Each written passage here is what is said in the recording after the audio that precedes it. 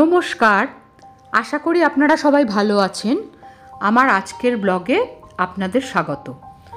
আজকে আমি আমার দোতলার ঘরগুলোকে কিভাবে পুজো উপলক্ষে সাজিয়েছি সেই নিয়ে একটা ভিডিও করেছি, সেটা আপনাদের সঙ্গে শেয়ার করব। পুজোর সময় যেরকম আমরা নিজেদের জামাকাপড় সাজগোজের জিনিসপত্র কিনি, এই একইভাবে আমরা ঘরেরও কিছু জিনিসপত্র নতুন কেনার চেষ্টা করি। আর বিশেষ করে আমার তো শাড়ি বা অন্যান্য জিনিসের থেকে একটু ঘর সাজানোর জিনিস কিনতেই ভালো লাগে। সেই দিয়ে আমি এইবারের পুজোয় আমার ঘরগুলো কিভাবে সাজালাম সেটা আপনাদের সঙ্গে শেয়ার করছি। যদি ভালো লাগে একটা লাইক করে দেবেন। এটা তো আমার বাইরের বারান্দা, এটা আপনারা আগে অনেকবার দেখেছেন। আজকে আর গাছপালা সেইভাবে আপনাদের দেখাচ্ছি না। আজকে এই যে বাইরের বারান্দাটা, যেটা স্লাইডিং করে ঘিরে নিয়ে আমার এখন একটা ঘরের মতো হয়ে গেছে, সেইখানে পর্দাগুলোকে চেঞ্জ করেছি। এখানে একটা লাইট লাগিয়েছি। এই যে এখানে একটা শ্যান্ডেলিয়ার টাইপের আছে, এটাতে বুলবুল পাখি বাসা করে, তাই ওটাকে খুলে ফেলিনি। সবাই বারণ করছে আছে থাক, নালে ভেবেছিলাম ওটাও চেঞ্জ করে দেবো। এই ঘরটাতে ঢুকেই মানে এই যে যেটা আমার বারান্দা ছিল এখন তো আমার ঘরের মতোই হয়ে গেছে। এখানে একটা খাট আছে, এইখানে আমি ঘরের শেডের সাথে ম্যাচ করে কিন্তু একটু লাইট কালারের একটা বেডশিট, বালিশের কভার চেঞ্জ করে সাজিয়েছি। আর পর্দাগুলোও চেষ্টা করেছি সেই রঙের সঙ্গে ম্যাচ করেই লাগাতে। এপাশের দেয়ালে হলুদ রং করা আছে। আমার এই যে টিভি ইউনিটটা রয়েছে, এটাও একটা লাইট শেডের সঙ্গে কিন্তু হলুদ দিয়ে ভিতরটা তৈরি করিয়েছি যাতে এর সঙ্গে এটা মানানসই হয়। আর নতুন কিছু শোপিস কিনেছি যেগুলো আজকে আপনাদের সঙ্গে শেয়ার করছি। এইখানে নিচে যে বুদ্ধের মূর্তিটা দেখতে পাচ্ছেন, এই বুদ্ধের মূর্তিটা এবারে দার্জিলিং থেকে কিনে এনেছি। আর অন্যান্য এই আইফেল টাওয়ারটাও দার্জিলিং থেকে কেনা। আর সবাই যে যেখানে যায় যা এনে দেয় সেইগুলো সবই এখানে সাজিয়ে রাখা আছে। আমারও কেনা জিনিসও কিছু আছে।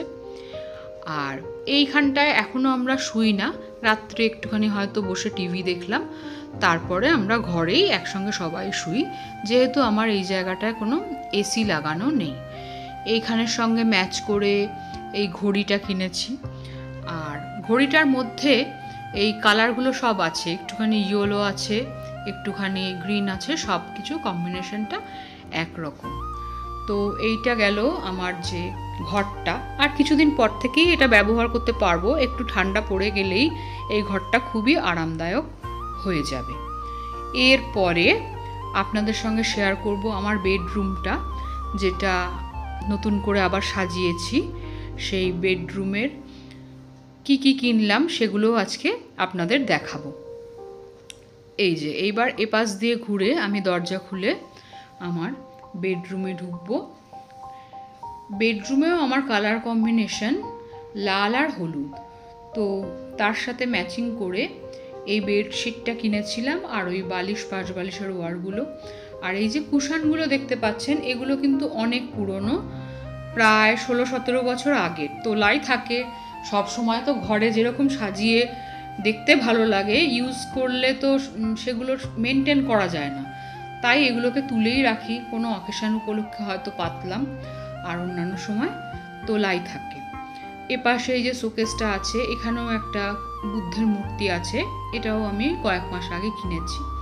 আর এই বাদবাকি জিনিসগুলো, এগুলো তো আগে আপনাদের সঙ্গে শেয়ার করেছিলাম।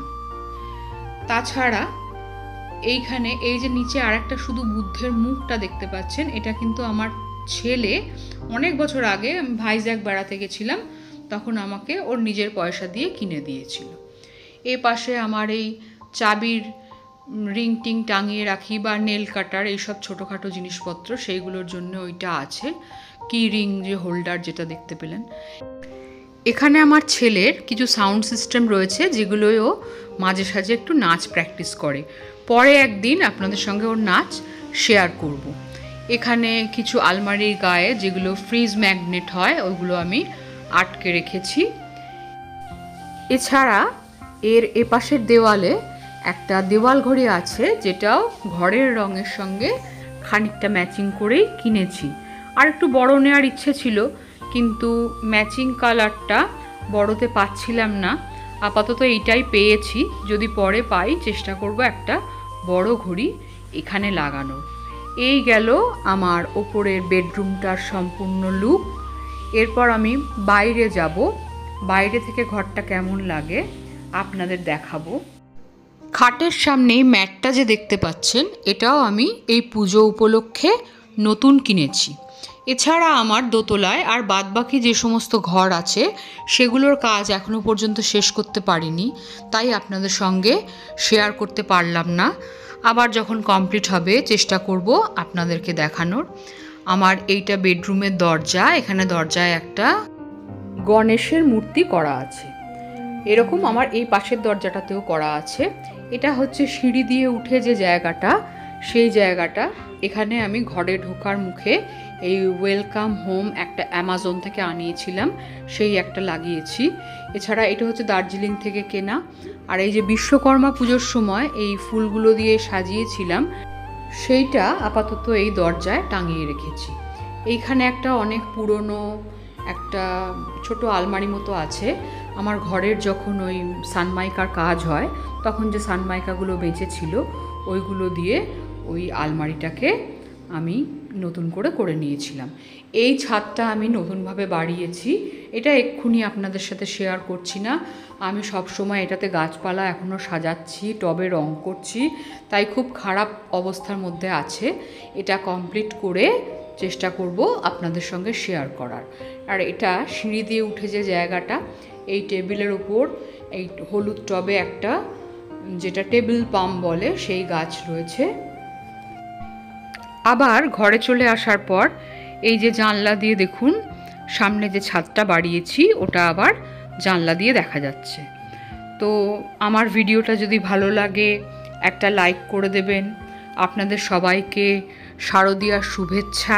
আপনারা সবাই ভালো থাকবেন, আমার সঙ্গে থাকবেন। ধন্যবাদ।